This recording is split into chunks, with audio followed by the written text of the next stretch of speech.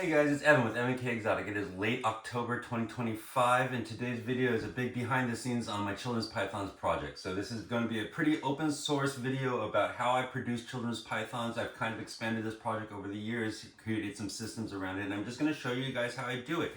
And so basically, a couple of things I'd like to say about this video right up front is please like, comment, and subscribe to this YouTube channel. I really do appreciate it. It does help me with my algorithms in this YouTube channel. I don't make money off of it, but it does help me get out in front of people who might be interested in my animals and things. So if you can do that for me, I'd really appreciate it. The other thing I'll tell you is that I'm on Morph Market now as well under Evan K Exotic. So if you search the store, Evan K Exotic, you'll find me there.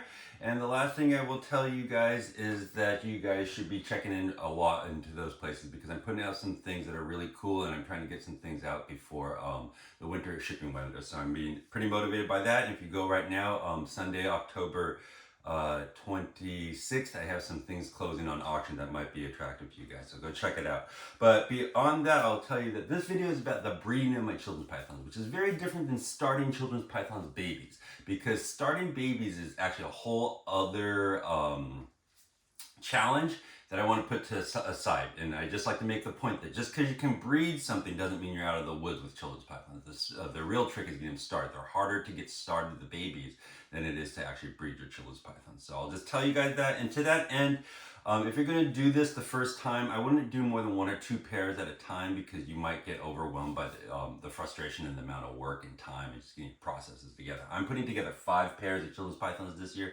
That's more than I've ever done before, and I'm actually kind of nervous about the amount of work I'm making myself in the spring. So just put that out there for you guys. So beyond that, this video is going to talk about organizing my collection because I have a number of them and keeping my pairings all organized. And one thing about these is that they are a lot of these snakes are pretty similar looking, not so much that I couldn't tell them apart, but that when you have a bunch of them working together, it kind of becomes mind-bending. So I'm going to show you a way of marking individual animals so you can keep track of individual animals. Other than that, today I've actually got a bunch of pairs paired together, and I'm going to be unpairing them. And while I'm unpairing them, I'm going to talk to you about the processes of breeding and pairing and cycling them so that you guys just kind of know how it goes. And so let's just get started from there. So the first thing I'm going to show you guys is how I organize my animals. And I keep my animals in tubs in a rack system. This year I actually went to an ARS rack system. It's a big upgrade in my caging. It's working great. I really love it. But you could also do this in a PVC rack and whatnot. And basically, every animal has its own tub. And every tub has 2 tags on it marking the animal. The first thing that it has on it is a permanent tape tub. So each animal gets some sort of identifier. I number my females F1 through whatever, my males M1 through whatever. And even if they have different genetic traits and things, I don't really mark any of that in their identifying number. I just keep that track of that in a log and then separately. But so they have a permanent number that stays on their tub. And they also have a movable tag that goes with the animals during pairing. So F2 is a female 2. Here's an F2 female tag. So similarly, the male that she's with, M3, where is M3? This is a new, M3 is down here. So this is his permanent tag. And when he's living here, I move his individual tag down here. But when I move him up here, it lets me know that A, this is the pairing that's going on, and B, it lets me know visually. I can look at this collection and know which tubs have animals in it at any given time, so I know to go and replace waters in that. So that's why I do it like that. And the last mark that I put on my tubs is actually a piece of tape that marks the pairing, so that when I'm pairing and unpairing, it's just easy for me to go back and forth, boom, boom, you know. So like today I'm going to be unpairing because I'm going to be feeding. They've been together for 2 weeks. I'm going to feed them. So today I'm going to go through separate Bubba, who's M3. He's got a name too, but I'm going to move him down to M3, put him down here, feed them, keep them apart for a bit, and then when I put them back together, it's easy to just go back, because here I have F2 times M3. That lets me know the pairing. So that's just how I keep my pairings organized. The next thing I'm going to show you is how I mark individual animals. And let me find... Okay, here's a male that's not with a female right now, so it's easy to show. But this is M2. He's sitting out the year just because I bred him the last 3 years in a row, and so sorry, buddy, you're out for the year. But I mark individual animals with Sharpie marker, with metallic Sharpie marker. I don't know if you can see that on camera. Yep, you can. So just a silver metallic Sharpie marker, and I mark the men up on the, or the males up on the neck, and I mark the females down on the tail. So men are heads and females are tails. I don't know if you think that's crude or not, but that's just how I do it.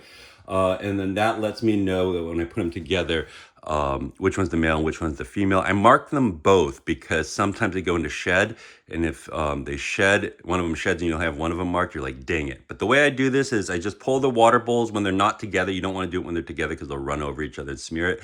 But pull the water bowls, and then just take a Sharpie marker and mark a good patch on them, and then let it dry, and then you can put the water bowls in. It takes about 10 minutes. They get a little funny about it. He's going to bite me. Hold on. So they get a little, they kind of try to rub it off when it's wet, but then as soon as it dries, it doesn't cause them any problems, and they shed with it, no problems, and things like that. So never had an issue marking them like that, but that's how I keep the males and females straight, because a lot of these are pretty darn similar, especially when you get them next to each other, and especially when you have more than a couple going, it gets a little mind bending. So that's what I tell you about that. That's how I mark individual animals. And you could even go beyond this if you want to. Like, you could do a certain number of dots meant a certain specific animal. So like 3 dots on the head meant one animal, 2 dots on the tail meant a different animal, and stuff like that. So that's just what I would tell you. Beyond that, I'm going to show you, I'm going to start unpairing animals so that I can feed them this week. I'm going to talk about food cycling, temperature cycling, light, humidity, and incubation. So here we go. And I'm just going to talk in terms of food cycling. Basically, in the summertime, I take I do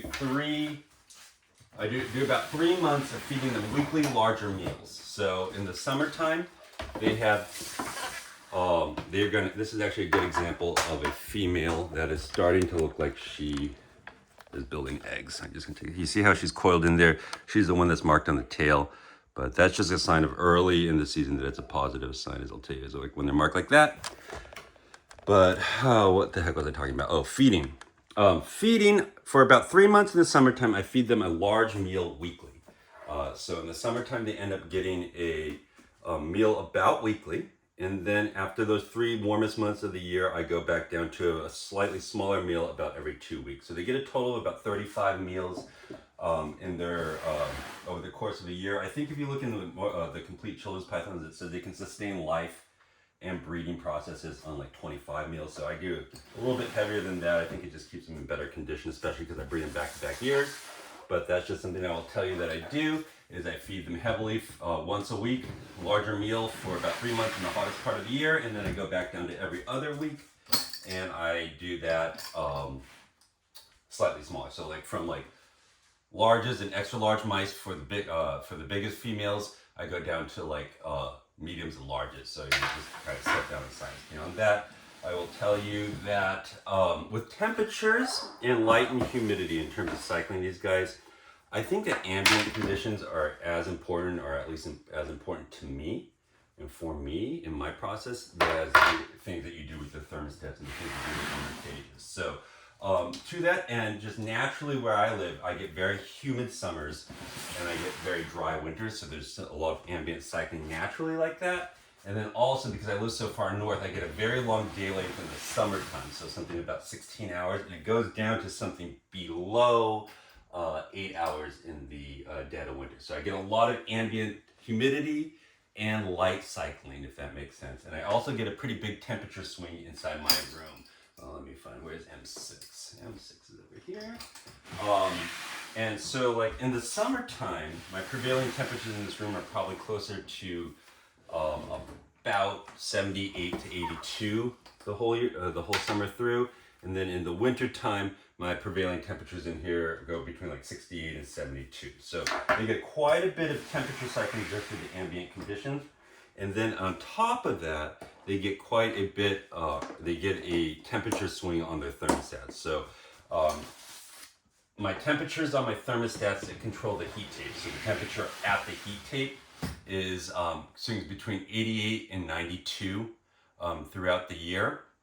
And then I keep it on 24/7 heat, except that when I notice that cool tinge in the air from the fall, I will start to put a night drop in. So I'll go down to like 80 or 82 on the thermostat at night.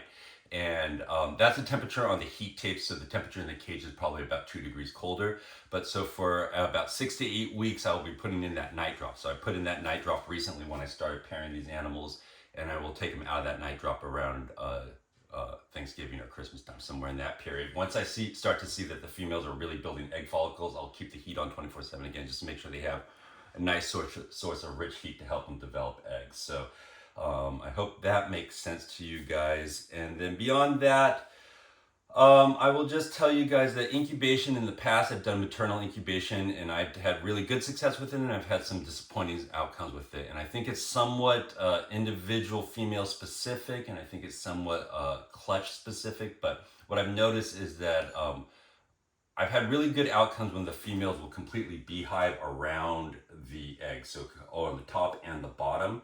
And I've had poor results on a female that tends to kind of let the bottom sag out and touch the floor. So I think that if the female will completely engulf the eggs, or there's a small enough number of them that she can do that, you generally, in my experience, I've gotten pretty good hatches. But when I've had a female that has had too many eggs, or has just had the behavioral tendency to kind of let the eggs slump onto the heat tape, I've had bad luck with that. So I've always maternally incubated my children's pythons up until this year, but I actually acquired a pretty nice incubator this last season, and I'm going to start artificially incubating some eggs, because I think I lost some eggs that I wouldn't have if I had artificially incubated them. But maternal incubation is totally viable. I can tell you that, especially if it's your first time breeding these snakes, go ahead and try maternal incubation. It's more streamlined, it's more simple, it can be very successful. I put some videos about it online, and it's really, really cool. It's a complete separate thing that you can see your animals do that you won't see if you just put them in an incubator. So I'll just tell you that. But beyond that, that's kind of how a big idea of how I breed this collection. And over the years, I've had to get a little more organized and systematic about how I do it, because